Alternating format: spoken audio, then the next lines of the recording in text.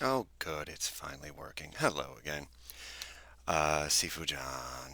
I was, to say, during some meditating stuff and everything, just kind of got the idea of, I might have said something like this before, but I wanted to kind of be a little bit more specific about it, is the idea of being very careful with energy work. Because, I mean, we see, I mean, all over the place, you see, some little yoga bunny or wannabe Taiji dude or something like that who took like, a couple weekend retreat courses and got a little piece of paper and think that now they can go in and open a school or teach someone something or um, and then they got the real thing and then they got the stuff that's going to help you and they somehow magically figured out some formula that no one in 8,000 years have figured out to be able to bust open your kundalini and all your chakras or dantians and make you, super awesome Taoist Taiji master in whatever easy installments of entirely too much bloody money. You know, um, people. Yeah, again, people with like no lineage whatsoever. Now, I am not a. I'm pretty thoroughly against a lot of dogmatism, and uh, but I still think that if you're going to do something genuine, then there needs to be some sort of root connection to a line of sort of teaching that came before. If all of a sudden if you go to I don't know how it is about yoga. I don't know enough about yoga to be able to say this, but I imagine it's something similar. If you're going to anyone who's got any sort of meditative thing, any sort of traditional martial art or something like that, there should be at least some ability to have some intelligent conversation about the lineage of where this came from. It could be that, yeah, okay, teacher X trained with a dude who immigrated from, Hong Kong or Okinawa or something like that and taught him all this stuff. And he knew maybe, oh, his teacher's surname might be one thing or another, but, they didn't talk about this at all. That's one thing. But now, but most places are, you know, most sort of like real people are going to be able to talk about their lineage in at least some intelligent way. If they're transcendental meditators, then it was it Krishnamurti that put that in there. Like, all right, well, he taught so and so, who taught so and so, who taught so and that person, you know, uh, gave me that mantra, or whatever. This is the chain of custody for the um, uh, umpteen $1,000 it need to spend to be able to do anything transcendental or something like that. Um, there's a few like Buddhist places and a lot of these places. I mean, even if they don't have like an ancestor altar and then like pictures of teachers and stuff like that up there, there should be at least some intelligent conversation of that. That being said, this day and age, we have there's sort of like this weird polarity with a lot of things because in this day and age, we really, if you go to a gym and like work out, there's kind of no real excuse why people's um, exercises kind of look the way they do, or guys are. I saw one guy yesterday was doing trying to do like shrugs with his barbell, way too much weight, and he's just like do it like this with it, and I'm like, ugh. Like my shoulders and traps and neck like hurt for that guy. And honestly, there's really no excuse to be able to work out that way. You might not have a trainer, but at least there's a ton of stuff on there that if you do your research on just YouTube itself, you can find ways that are going to help you. Start with people who might be famous. So go on like P90X, the Tony Horton guy, or Jillian Michaels. Any of these other people or something like that. If you like a fighter, they might have something that you can and watch in there too, and then see what gets recommended. You start seeing 4 or 5 people saying the same thing, maybe that's something you should pay attention to. And it's and yeah, like martial arts, or I would imagine, again, even yoga, like actual real proper yoga, when I know enough about um like the sort of mythological origins of yoga, and enough about sort of mystical and spiritual practices coming from India and China and Japan and stuff like that, to imagine that there's probably, there needs to be certain teacher stuff for it. Same thing with internal martial arts. You can learn certain things off of videos or books, but you really do actually need someone helping kind of tweak you in, and do all the stuff like that. And then after a certain kind of level of practice, then, the videos and the books are good if you just want to kind of continue on and do the personal research and journey stuff on your own. Okay. And then you know enough about the principles that you can apply them to, you learned Yang style, but you're looking at Chen style and Sun and Wu's and these other things. Enough, you've got enough foundation. That's a big thing, the foundation and the basics in one. I know the 5 steps, the 8 energies, and I play this, and then how do I put the 5 steps and 8 energies and the silk ring and the breathing into this if I do Chen style? It's going to look different, should look different because it's a different style, but those baseline principles should still be the same. So, and again, I'm not trying to just wholly preach that, unless you can find someone who has like a very high pedigree, then this is the only way with that too. I am sort of polarized on this because I'm very very much like sort of anti-dogmatism, but then there does need to be a certain root with that too. And there, that even goes in terms of, again, I'm coming this from like a Tai Chi internal Chinese, I do the Chinese internals, like that sort of perspective. There's, that then on that pole, you got to be careful of someone who has no pedigree, anything whatsoever. But the other side, you have to also be careful of certain biases as well. And there is a certain Asian biases to things. I've seen it. I've flat out seen it in tournaments where now all of a sudden, okay, we got white guy or African American or something like that. Okay, okay. Oh, Asian person comes up. People people act different. Especially if this person isn't American. I've seen it where it's been someone was like, oh well, this guy's like this champion. He's won all this stuff and everything. Oh, he's here. We can't believe he's here.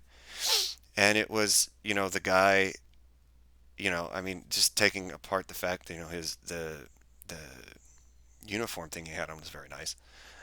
Um, but I mean, the guy, I mean, I was really in really good shape.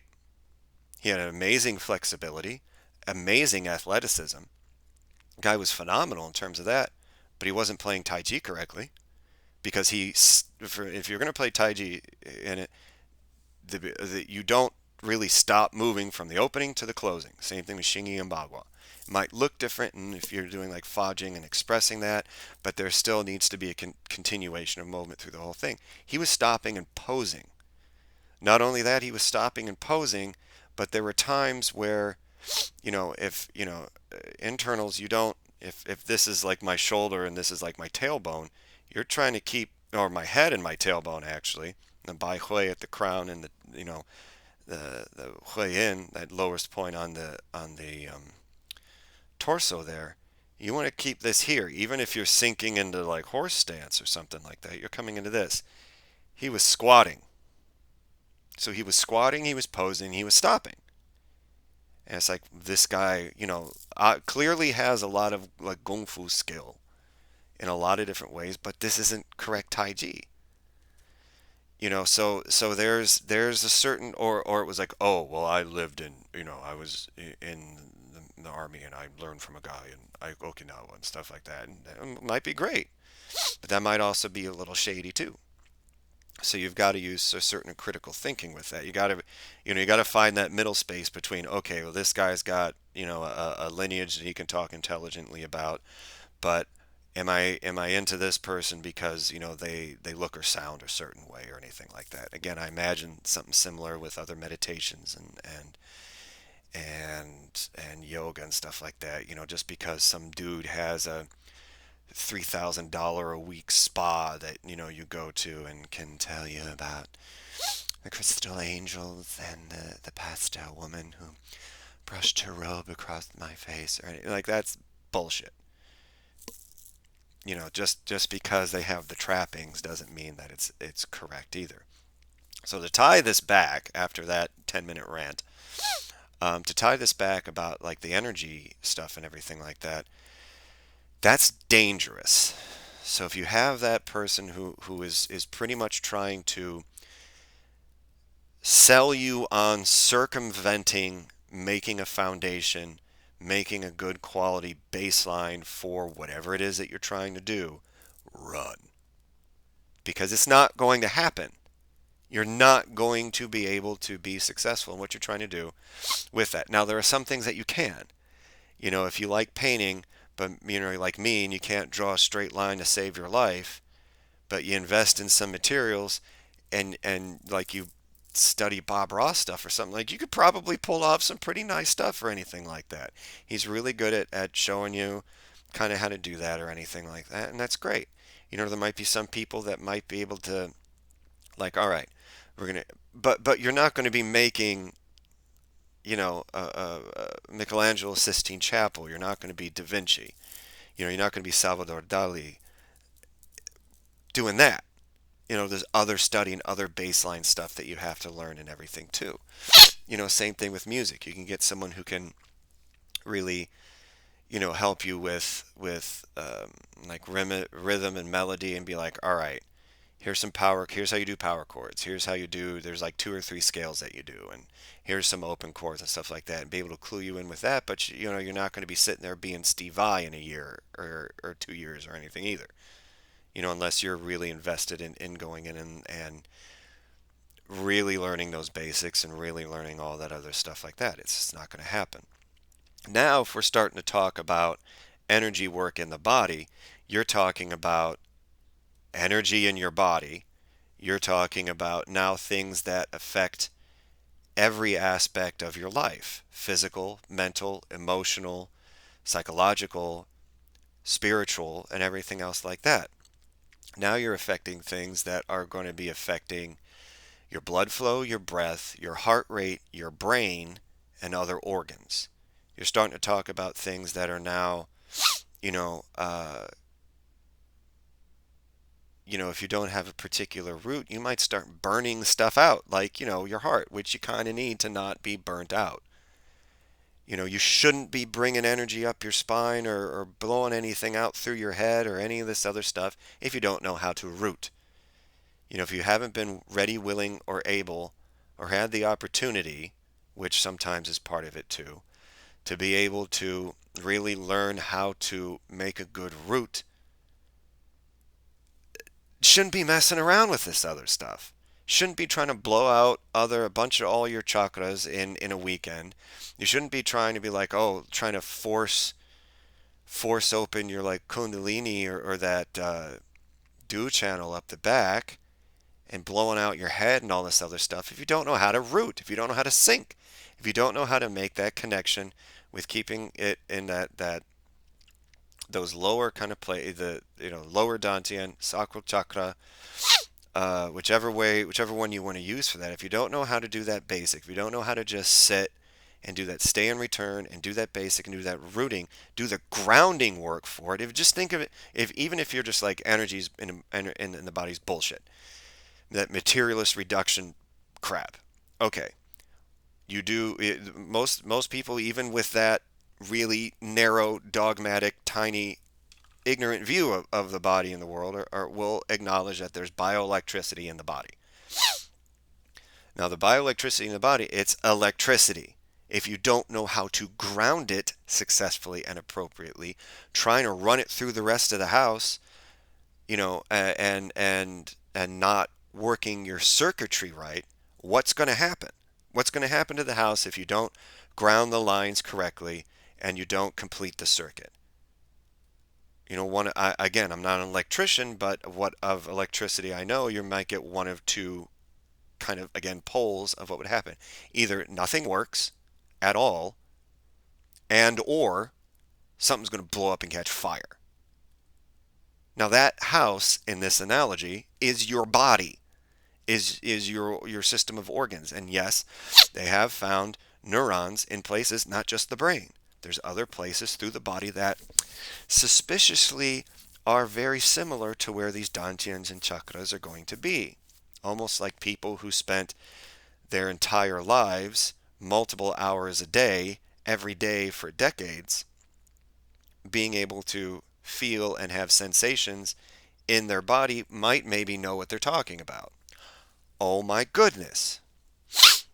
Who would have figured that? So there needs to be a reasonable approach to this.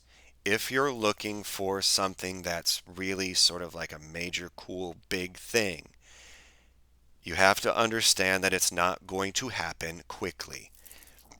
It's not going to happen fast. There aren't going to be shortcuts to it. Now, there might be people like Alan Watts, for example, who are good and at being able to sort of translate between cultures, and that might help maybe bump things up a little bit for you or something like that. I do my best when I teach to try and be like, all right, well, this wasn't said when I was learning this because my perspective is different than my teachers. So and his teachers and everything like that. So I tried to add what I have felt has been helpful to from my practice to that might maybe it wasn't said to me like this because the experience of teachers are going to be different, but I know that, what they talk about if you read this book or watch this video or talk to my teacher or something like that. This is how I work that and translate that is helpful to me. So this whole thing with, for example, having like your feet in a certain angles and things like that, and the certain feelings with this and alignments and everything. Well, I've found that, if I break that down further and really talk about the way the knee goes over the toe into the foot and how that's helped feeling that root even in from, that lower dantian in the back all the way through the leg and almost feeling like you're through the floor, which I've also had people who've told me if, like doing application stuff is like you feel like you're actually in the floor. So, and then being able to translate that experience might maybe, okay, what took me a few years, to be able to really understand and figure out, now maybe someone can get in less time. That doesn't mean that now, there's not going to be other things that they're going to struggle with that maybe I didn't, or my language for it's different than theirs and everything else like that. That's just going to be the same for everybody. But I've really noticed that in my practice, and this seems to be borne out from other research I've done and other people I've talked to and everything else like that. When you can learn how to then root the energy in like that lower dantian or that lower chakra or whatever it is, and really be able to concentrate on that, bring the energy down, because that lower dantian in the sort of Chinese system, all three of the major dantians could kind of do similar things and you can move from them and everything. The lower one, though, is the one that kind of stores energy as well as where you want everything to move and kind of stem from. You're doing Taiji, you're moving from the Dantian. Xingyi Bagua, same thing. Even in sitting meditation, even if you're doing rotations or any of this other moving stuff like that, you still want to come back down and reroot at the thing. And I've had correspondence with a couple other people who've gotten like a ton of stuff out and like legit guys and everything like that, and they'll even say it was like, no, even when I'm playing, even if I'm thinking of like the shadow boxing element or moving energy or something, they always keep an eye and part of that awareness in at that lower dantian. And now, but then you get people who are trying to do Tai Chi or yoga or this meditation stuff, and they don't teach you how to breathe, which like should be a number one thing that you do. They don't teach you how to breathe right. They don't teach you where to breathe from. And then it's like, oh, well, they do that. Or if they are teaching breathing, there's no rooting for it. There's no, you know, stillness in order to have movement, which is necessary. I know it sounds weird and it sounds like I got it out of a book, and I kind of did, but my experience has borne that out, and it's hard to explain, and I don't, I'm trying to keep this at least a little bit shorter than several hours. But they're not teaching in the space like, oh well, blow this out and blow this thing and make this move and do all this other stuff. Honestly, if you're doing the basic foundation work correctly, stuff starts taking care of itself. If you're doing appropriate foundational baseline work for your meditations and in your tai chi and or yoga or any of this other stuff like that, things start working themselves out. You get the mind to be able to have awareness and focus in the correct place, that lower dantian, that sacral chakra, 2 inches below the navel ish and into the body, that center line that goes through the body. Focus in on that and able to stay there when you're doing your sitting, you're lying down, any of the moving stuff, any of the static things, any of that other stuff. Stuff starts working out its own. I've had it where it was like just pretty much just like that sort of Chan Zen sort of sitting, stay and return meditation. I've known things are starting to open up over time. Now, it took a few years for some of this stuff to happen, but things started opening up over time. When I wanted to do, or my teacher thought, okay, well, we're going to do like microcosmic orbit or a small heavenly rotation in that lower chunk of the body, the microcosmic orbit, or this other meditation of bringing awareness kind of up the spine and then back down the other way and stuff like that, or doing, rotations in any of these other places and stuff like that. It was after learning a certain amount of rooting, learning a certain amount of that sort of stay and return and being able to bring back down, learning a certain amount of having it where it was like, all right, well, when you can kind of feel this, maybe we'll go on from this, or if felt out that, okay, now it's sort of cool and a time to do this. And, or maybe I wouldn't have done it if our normal class of 6 or 10 have showed up, but since it's just you three today for whatever reason, I can do it with you three because, you three are you three and these other ones maybe not. So, and then over time, and then it's, you have to get over the trying to force things, and then you start feeling just letting things happen. And it gets to be like you're really, say, microcosmic orbit. So bringing it up the back, around the head, into here, and then back down and around the front. It's supposed to be the ideal is you sort of breathe in, bring it up, exhale, bring it down, and back around. There are times where you can just go and just sort of set it and let it continue. But there are times it's like, oh, you're trying to force it. Oh, don't force it. Bring it up to a spot and then maybe relax there and bring it up. And then eventually, you get taught how to do it in stages. And then eventually you start taking one of the stages away. And then you take a couple of them away. And then you take a couple of them away. So I'll do that. Like say I'm counting out Xingyi stuff. So it's like 1, 2, 3, 4, 5, 6.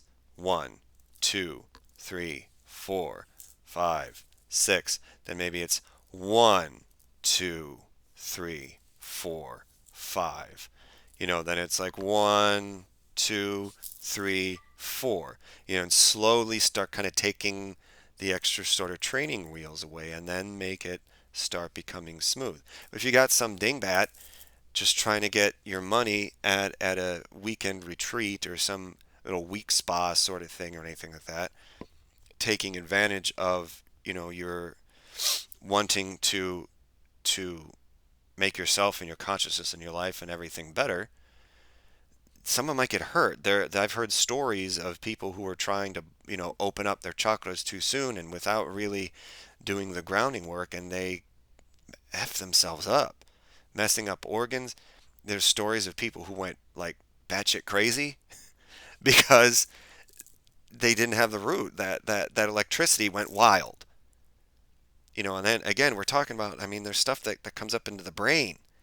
And then if you don't like disperse it and bring it back down from the brain, right, what's going on? I know even for me, even if I'm doing stay and return meditation, so all my awareness and everything I'm doing for, the 40 minutes, hour, whatever I'm doing, or even doing laying down meditations, or what I just got out of doing like the sensory deprivation floats or anything like that, where everything's just progressive relaxation, death meditation, or any of this other stuff like that, the hands over the head, redistribute and disperse that body or that energy that might be storing in there and back out and bring it down into the lower dantian. If I don't do that, migraines start popping up and everything else like that. Because you got to reroute, especially if you have other things going on. That might be one of the reasons that you're trying to do these practices to begin with. If you're coming into these practices with some sort of pre-existing condition, you don't want to make it worse. It's like Sun Lutong would talk about with the Xingyi. If you're not playing this mildly and getting all the internal parts correctly, if you're playing these fists that are supposed to help the qigong of those organs, you're going to burn out those organs because you're not doing it correctly. You're pumping too much energy, too much electricity. You're trying to pump what, like 440 through a 220, and the 220's got old messed up wiring that hasn't been repaired. What happens? It doesn't work. Maybe something blows out or catches fire. It's the same thing in with the body.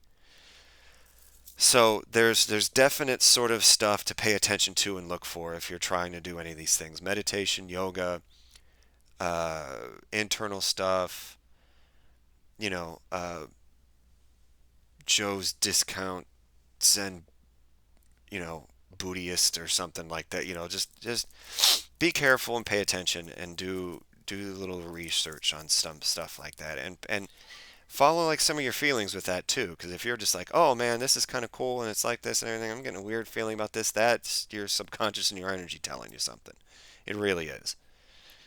If you go in there and be like, well, they're talking about all this energy stuff, but there isn't a talk about rooting.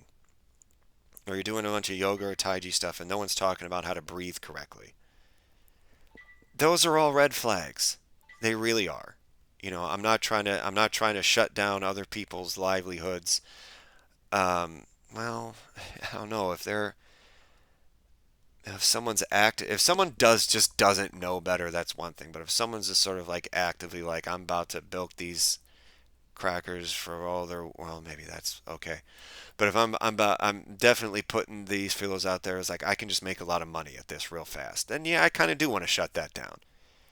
A bunch of charlatans and shit heels trying to, not only making a bad name for something that's been my life and lifestyle, and quite frankly is something that's helped me not get arrested or die at this point in time, 20 years ago or more, then that's something I'm going to take seriously because I know it's helped me. I know it's helped a ton of other people, and it's these traditions that go back, hundreds or thousands of years, and yeah, there's definitely ways we can adopt and adapt things to be more appropriate to now, but that doesn't mean that the other stuff needs to get thrown out too.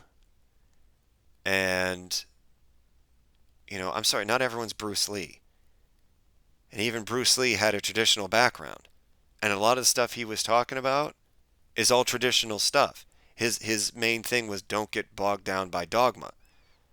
So what immediately happens? People start using Jeet Kune Do as dogma. People start saying, oh, Bruce Lee would have been an MMA guy. No, he wouldn't, because MMA has turned into dogma. You do Brazilian Jiu-Jitsu and Muay Thai.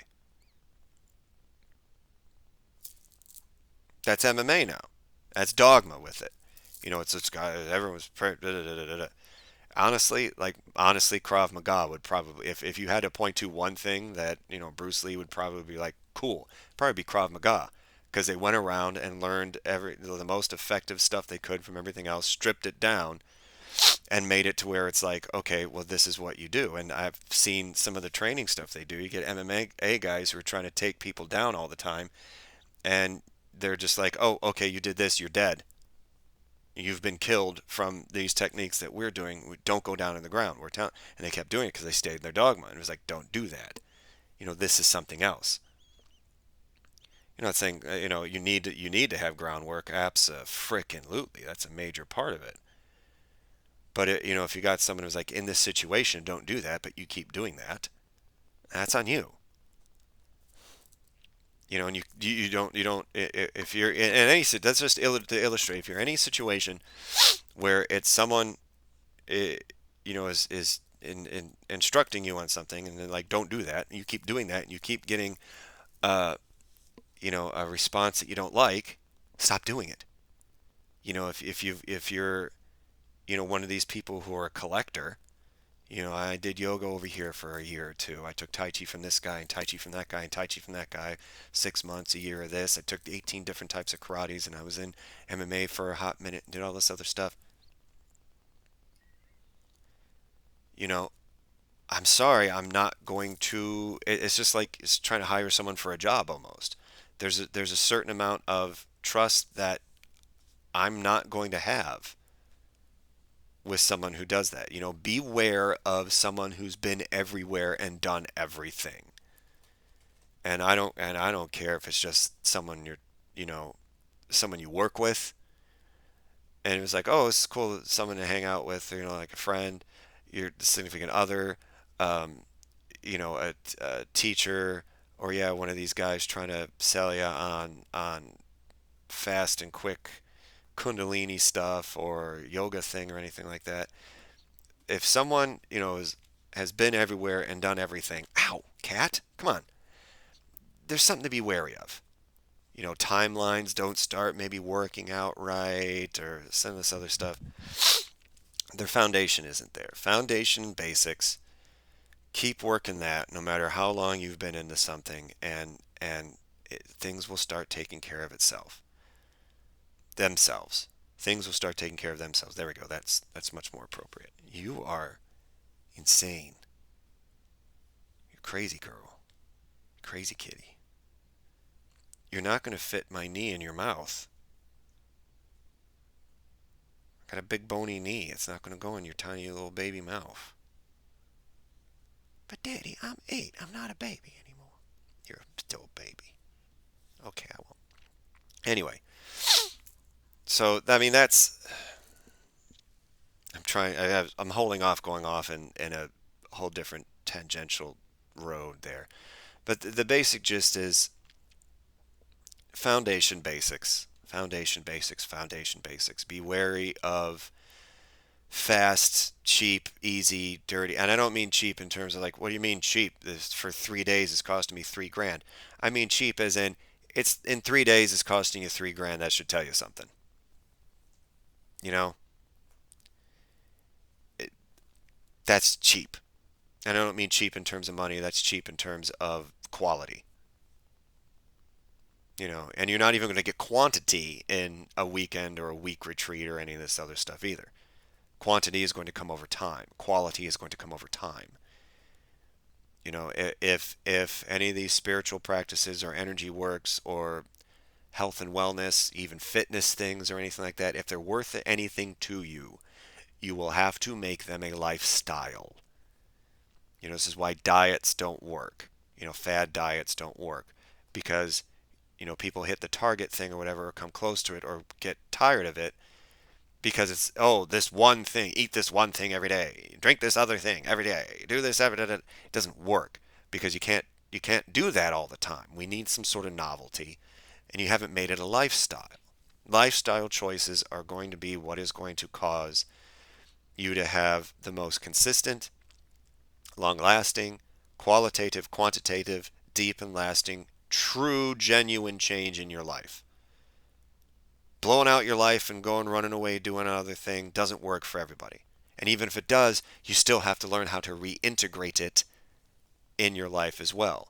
That's why even if you go to like do ayahuasca stuff and everything like Peru or something like that, there's still days in between and there's still periods of time that are built in if you're doing it again correctly with the correct source, not some charlatan who's just trying to, rob you, mess you up and rob you. there's reintegration practices in there. Even again, even genuine psychedelic stuff and everything, there's going to be periods and there's going to be times it's going to be talking about an integration of that experience into your lifestyle, into your day-to-day life. This is why, these things are sort of best left up to shamans and people with experience and stuff like that, because they can help you with the integration process. And that's necessary. It needs to be a lifestyle thing. So be careful, take care of yourselves, and yeah, all this moving energy and chakras and shamany stuff and everything like that. It's awesome. It's great. It's amazing. It's fun. You learn a lot from it, but if you don't do it correctly, that way lies problems. That way, at the very least at all, that way will lie nothing. You won't get anything out of it at all. And but that way can also go to having a ton and a half of other problems that you have absolutely nothing and entirely too damn much that you can't handle in every way, shape, and form in your entire body and life. Somewhere between though, and that sort of like this ain't great spectrum is going to be if things aren't done correctly. And there is a way for people to do that correctly now. And also, and one last thing, this is where some of that judgmentalness for ourselves comes in. Don't judge yourself too harshly. If you have you're doing sitting practice every day and you're able to knock out 40 minutes every single day, no matter what, and you're able to make that a lifestyle. It's been like 6 months and you're still doing that, and you got a day or two where things just aren't right and you're thinking about too much and everything like that. That's okay. That happens. Keep up that consistency of practice and things will work themselves back out. You're going to have cycles, you're going to have ups and downs and this other thing like that. And shit's going to get uncomfortable. It's going to get physically uncomfortable, mentally, intellectually, emotionally, psychologically, and spiritually. It's going to have, those things are going to be uncomfortable at some point in time. The old Chinese thing is you have to taste the bitter before you taste the sweet. Stuff's not going to be fun sometimes. Sometimes it is. Sometimes it's going to be kind of not fun or anything. It just is what it is. Sometimes it's going to be like, holy shit, that was amazing. And sometimes it's going to suck bad. And you're not going to want to look at it. You're not going to want to feel it. And you're going to want to run away from it. But you can't. If you're going to be genuine about these processes, you can't run away from it. You can't, because that's what made those things build up anyway. Shit you're not paying attention to. There's that dark side, that shadow work, that other side in the subconscious and stuff. Stuff's going to bubble up. Stuff you might not want to think about, stuff you don't want to have to do it. You're going to have to. And the sort of more traumatic or anything it is, the more kind of you're going to have to.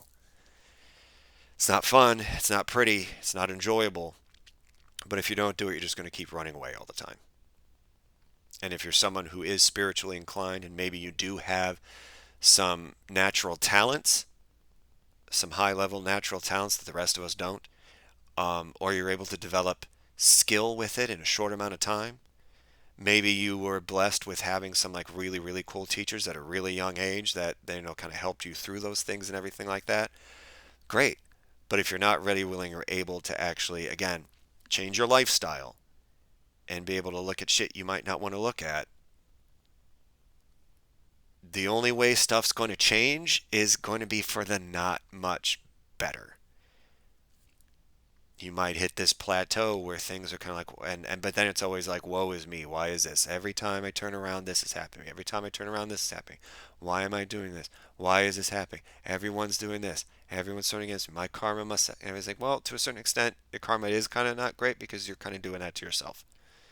And that is a hard thing to really integrate. And you can say it all you want. You can say it all you want that I understand this is my karma. I'm doing this to myself. You can say it all you want. It's a much different thing to begin to integrate that into your true awareness. Really understanding what that means is a whole different thing. And the more you run away from it, the more you shove it down or deny it or try and play victim over it and make it everyone else is against you and somehow you're constantly a victim in your whole life. Nothing you do is ever your fault. Everything you go is the victim. That shit's still gonna go because that cycle hasn't been broken. And there's a lot of times in a lot of these places, people haven't done the work and they're putting themselves up on this pedestal. And then we put them on a pedestal as well because, oh, well, they look a certain way, they sound a certain way, they got the accurate, the accoutrements, maybe whatever, again, those talents and those skills and that learning, they could be brilliant too. So what they're saying is a lot of stuff they gathered in, but it's just kind of coming out without it being integrated. And that's kind of scary and dangerous too. Now, some of those things, you might learn a lot of stuff out of that too, because some of those people are very brilliant at that. However,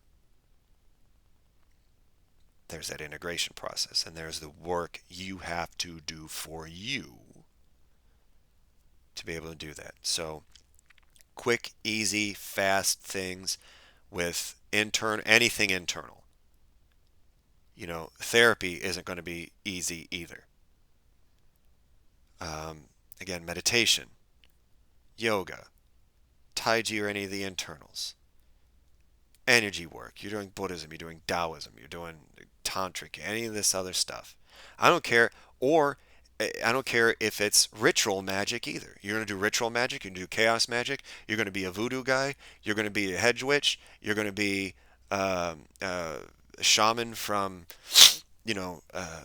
Turtle Island indigenous nation, from Aboriginal,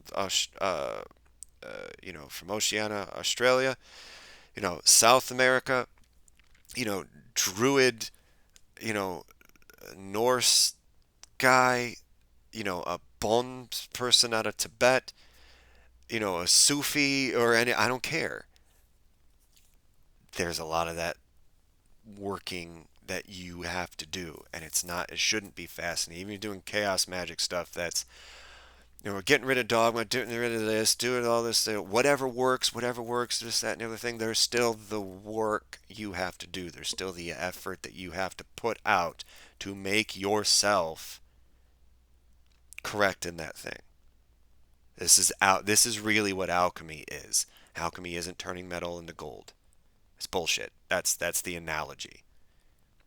Alchemy isn't like in the Taoist thing where you take mercury and cinnabar and lead, make a concoction, drink it, you'll die. And they did. These things are meant to be analogies. They're meant to be symbols. And when you're working on the symbols, and as you work on that, that works on you. This is what alchemy is.